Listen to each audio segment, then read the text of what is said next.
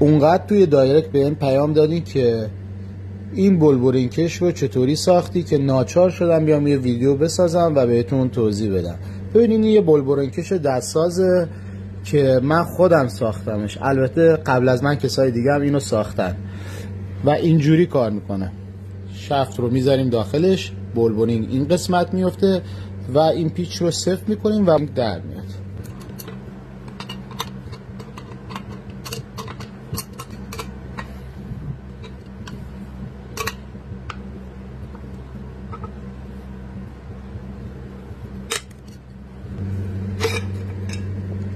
همین راحتی بلبورین رو از جاش در آورد. واسه ساخت یه همچین بلبورین کشی ما نیاز به یک لوله گاز 2 اینچ با طول 20 سانت، یک پیچ دنده درشت با طول 20 سانت و سایز 20 و یک عدد مهره سایز 20 نیاز داریم.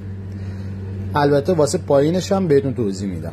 ببینید این یه لوله گازه که 2 اینچه و طولش 20 سانته. من یه دونه مهره 20 هم خریدم و به بالای این لوله جوش دادم و یک عدد مهره با سایز 20 و طول 20 سانت خریدم و این به همین راحتی توی این بسته میشه و میره پایین لوله رو یه تیکشو به این شکل بریدم که بتونم بلبورین رو رد کنم داخل و پایین این بلبورین کش رو یه واشر بزرگ گذاشتم و جوشکاری کردم از اینجا. البته من 2 تا واشر گذاشتم و جوشکاری و یه تیکش رو با مینی فرز بریدم که بتونم بلبورین کش رو به راحتی به این شکل اینو بیارم داخل و بیفته سر جاش.